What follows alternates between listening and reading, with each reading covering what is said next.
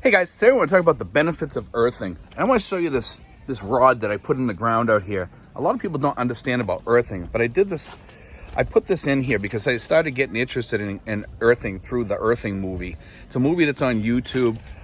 It's well worth watching, but I'm going to get into the benefits of it and give you the Reader's Digest version of earthing, okay? This here is a steel copper rod, goes into the ground, goes up, and then I can hook in.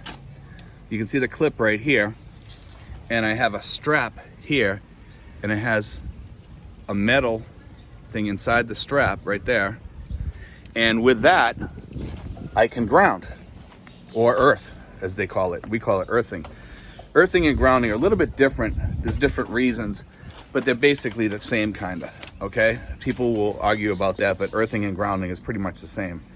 But anyway, to get into it, earthing can help you with inflammation, blood flow, sleep patterns, inflammation. It helps you with all these things, and it helps quite a lot with the inflammation. I noticed. I noticed I had inflammation the other day inside my wrist, and my wrist was hurting me a little bit. And I was like, you know, I'm gonna see if I put the earthing strap on, if it'll help me. And I put the earthing strap right on that wrist, and it helped me.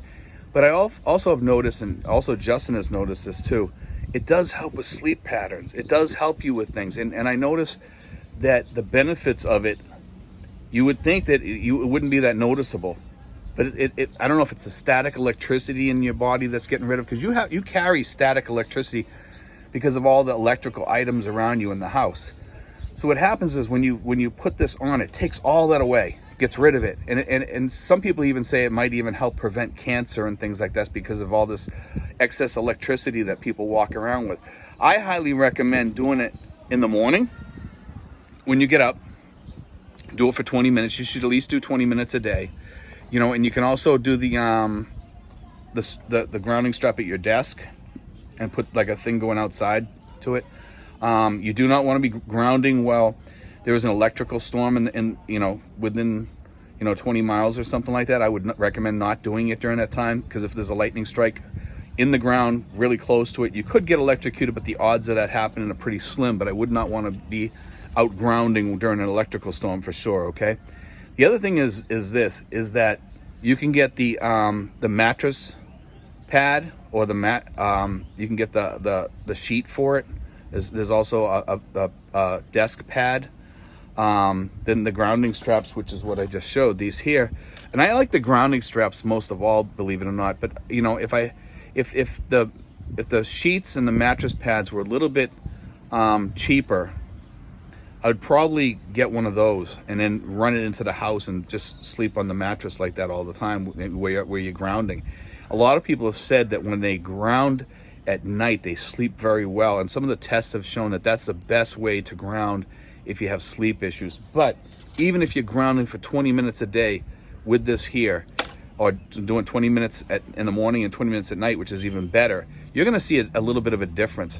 But I'm sure if you were grounding like for 7 hours or 8 hours at night while you're sleeping, that's the way to go probably, because you're doing all that grounding, your body's getting rid of all that excess electricity, you know, and it probably helps you a lot, you know, and it kind of puts you in tune with your body more. I find that when I use it, it helps me a lot. But it does help you also de-stress. A lot of people say that when they're doing this, they notice that their depression, their stress level goes down a little bit. And I notice when I'm away from this thing, I kind of miss it. You know, it might sound kind of funky, but I kind of miss it.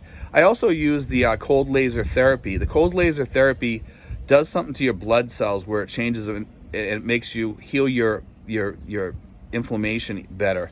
It sends the blood cells out to your body to heal and everything. It's kind of an interesting thing, the cold laser therapy. Those are pretty reasonable too. They cost about 1,500 pesos, or about $30 for one of those. A couple of the guys use them and they like them, and I actually like them too. I've noticed a little bit of a difference with that. The cold laser therapy thing is actually good for diabetes, things like that. I've noticed a change since I started using that. They also use it for like back injuries, arm injuries, things like that back home. Physical therapists use it back home as part of the therapy to cure people for issues with inflammation in the arms and stuff. So if you're using you know, your cold laser therapy, you can also keep on using this too. You can actually do this while you're doing the cold laser therapy, which actually kind of probably boots it up a notch or whatever. And that's what I find. I'm all for, you know, therapy without medication if you can do it. You know, I do use medication as much as I can for some things, you know, for some things that I know I have to take, like, you know, for pre-diabetes and things like that. But you got to be careful, guys, that you know, on this medication, because it can wreck your liver, wreck your kidneys over time. If you're taking the same medication over and over and over again for years, it can do damage to your livers and your kidneys. And that's why I believe in this here, because there's nothing wrong with doing that. There's nothing wrong with earthing. It's not going to hurt you in any way, shape, or form. And the same thing with the cold laser therapy.